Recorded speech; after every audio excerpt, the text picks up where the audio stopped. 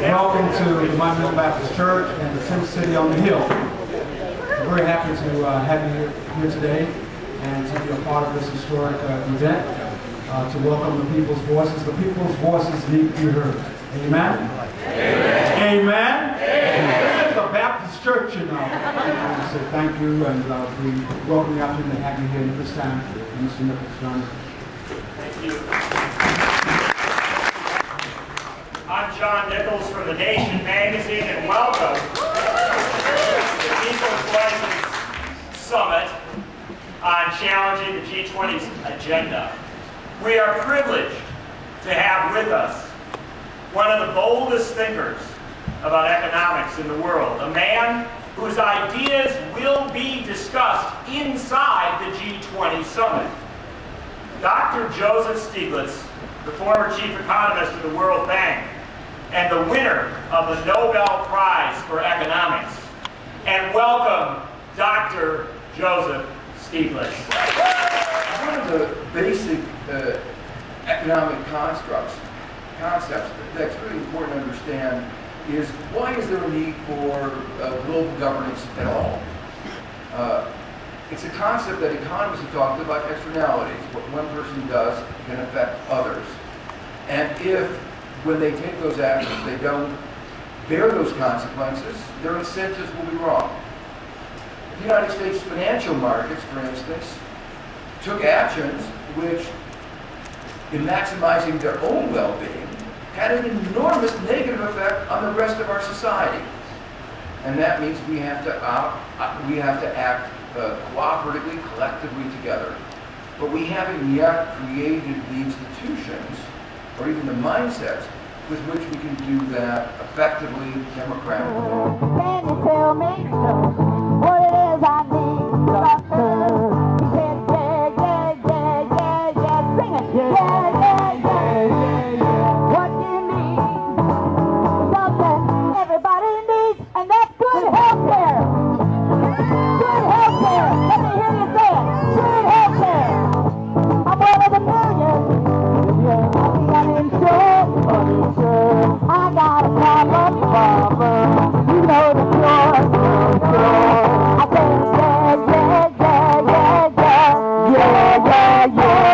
yeah. What I need, something everybody needs, and that's good health care. I'm talking health insurance. Good health care.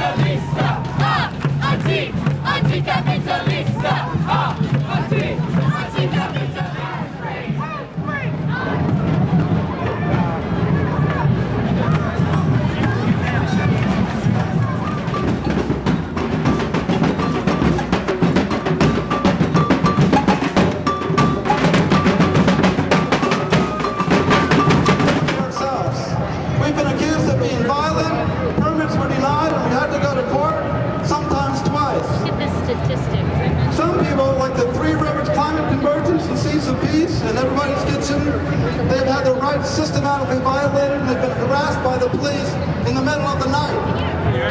But we've also fought back for our rights to dissent, and we have forced the city to allow space for this protest and others.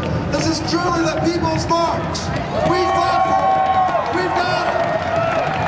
They said that we would be violent and that we should be silent.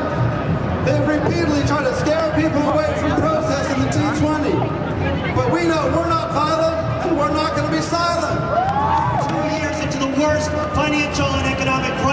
since the Great Depression. All around the world, millions of people have lost their jobs, millions of people have lost their homes, millions of people have lost their retirement. Capitalism and its prices has spread misery throughout every single nation on this planet. Deregulate everything. They want to privatize everything. They want to shred our welfare state. They want to bust our unions. They want to cut our wages and benefits. And we say to all that crap, no way. We are not going to take it anymore. We have to push Obama to deliver the change we want, the change we need. So far, he has only heard from corporate America. We have to make him hear our voice. As Obama said during his campaign, change doesn't come from Washington, it comes to Washington. We have to bring our demands to Washington, D.C. We have to march for single-payer health insurance. We have to march for jobs. We have to march for the Employee Free Choice Act. We have to march for civil rights for gays and lesbians. We have to march for social rights for all. We have to march to drop the debt on third world countries. We have to march to stop the attack on the environment. And you know what? We can pay for all this. Just tax the rich. We will not win this without a fight. We cannot wait. We can't hope. We can't pray. We have to mobilize. We have to agitate for our demands. As the great black abolitionist Frederick Douglass said, without struggle, there is no progress. Yeah, thanks. My name is Jahan Giron, and I'm Navajo and African American, and I come from the Navajo Reservation in Arizona. The community that I come from has suffered many years of devastation because of coal mining, oil and gas mining, and uranium mining. At the same time, 50% of unelectrified homes in the United States are on my reservation. The G20 is tasked with strengthening that unsustainable economic system. It has commodified and privatized water, land, and resources all over the world, and that's resulted in people being kicked off their land, pollution, wars over oil, and also climate change. And guess what?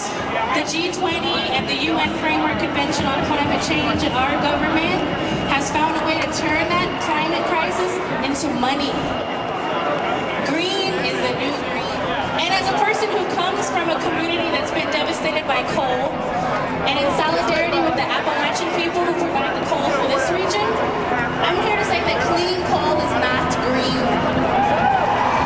Carbon trading, which means taking over other people's land, cutting down forests,